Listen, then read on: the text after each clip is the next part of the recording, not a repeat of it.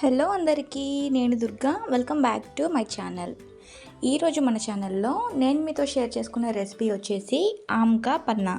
ఎండాకాలంలో ఎండలు మండిపోతున్నప్పుడు మనకి వడదెబ్బ తగులుతూ ఉంటుంది కదా, అలాంటి వాళ్ళకి కనుక ఈ రెసిపీ చేసి పెడితే వాళ్ళకి చాలా రిలీఫ్ అనేది ఉంటుంది. నాకు తెలిసినంత వరకు అయితే ఈ ఎండాకాలంలో వడదెబ్బ తగిలిన వాళ్ళకి ఇది మంచి రెమెడీ అనే చెప్తాను. మా ఇంట్లో ఈ ఎండాకాలంలో ఎక్కువ శాతము ఇదే ప్రిపేర్ చేసి మేము ఒక 3 days పాటు ఫ్రీజర్లో స్టోర్ చేసుకుంటాము. ఇది మనం ప్రిపేర్ చేసి పెట్టుకుంటే అట్లీస్ట్ 3 days అయినా సరే మనకి స్టోర్ ఉంటుంది ఫ్రీజర్లో. ఇది టేస్ట్ కూడా చాలా బాగుంటుంది. పుల్ల పుల్లగా, కారం కారంగా, తీయ తీయగా ఉంటుంది. అంత పెద్ద ప్రాసెస్ కూడా కాదు, అంత టైం కూడా తీసుకోదు.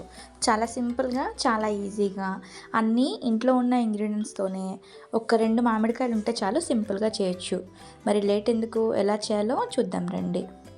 దీనికోసం నేను ఇక్కడ 2 పెద్ద సైజు మామిడికాయలను తీసుకొని పైన చెక్కు తీసేసి తీసుకుంటున్నాను. మీరు కావాలంటే తక్కువ క్వాంటిటీలో కూడా చేయొచ్చు, లేదా క్వాంటిటీని పెంచుకొనైనా చేయొచ్చు.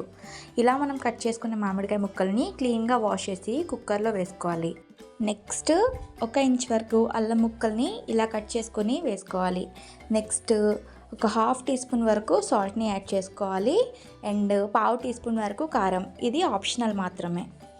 నెక్స్ట్ ఒక 3 టేబుల్ స్పూన్స్ వరకు పంచదారని, అలాగే ఒక 30 గ్రాముల వరకు బెల్లాన్ని కూడా ఇలా తురుముకొని తీసుకుంటున్నాను. నెక్స్ట్ ఇందులోకి ఒక పచ్చిమిర్చిని ఇలా తుంచి వేస్తున్నాను. ఇవన్నీ వేసాక ఇందులోకి 1/2 లీటర్ వరకు వాటర్ని యాడ్ చేసుకొని ఇవన్నీ ఒక 3 విజిల్స్ పెట్టేసి మెత్తగా కుక్ అయ్యే వరకు కుక్ చేసుకోవాలి.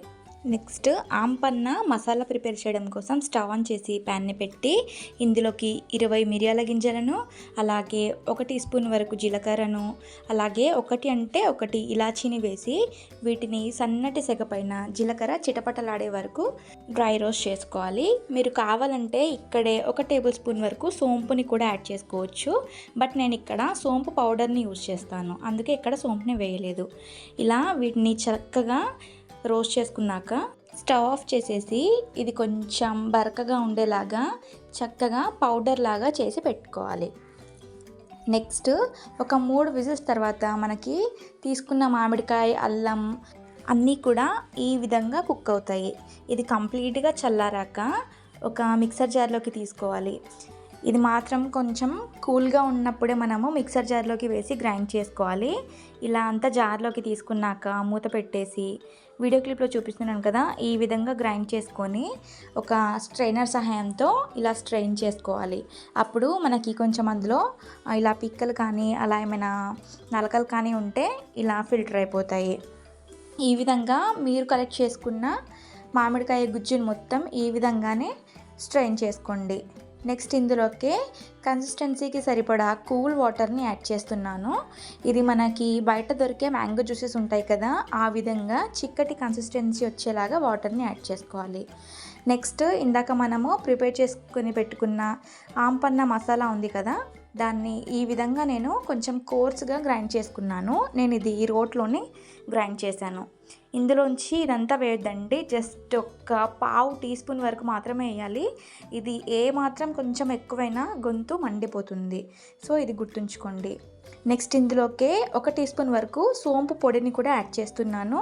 నెక్స్ట్ ఇందులోకి 1 టీ స్పూన్ వరకు బ్లాక్ సాల్ట్ని కూడా యాడ్ చేయండి. నా దగ్గర వీడియో క్లిప్ మిస్ అయింది. అంతే అండి. మన దగ్గర ఐస్ క్యూబ్స్ ఉంటే ఐస్ క్యూబ్స్ని వేసుకొని ఈ ఆమ్కా పన్నాని గ్లాస్లో తీసుకొని కూల్గా సర్వ్ చేసుకుంటే కొంచెం కారం కారంగా, తీయ తీయగా, పుల్ల పుల్లగా, ప్రతి గుటక అద్భుతంగా ఉంటుంది. ఈ ఎండాకాలంలో ఎండదెబ్బ తగిలిన వాళ్ళకి ఒక్కసారి ఈ రెసిపీని ప్రిపేర్ చేసి ఇవ్వండి. వాళ్ళకి మంచి రిలీఫ్ ఉంటుంది అండ్ మంచి ఎనర్జీ కూడా ఉంటుంది. అసలైన ఆమ్కా పన్నా చేసే తీరు ఇది కాదు, అది మామిడికాయని కాల్చి చేస్తారు. ఆ ప్రాసెస్ అంతా వేరే ఉంటుంది. అది మంచి స్మోకీ ఫ్లేవర్తో ఇంకా చాలా అంటే చాలా అద్భుతంగా ఉంటుంది. అది మరోసారి చూపిస్తాను.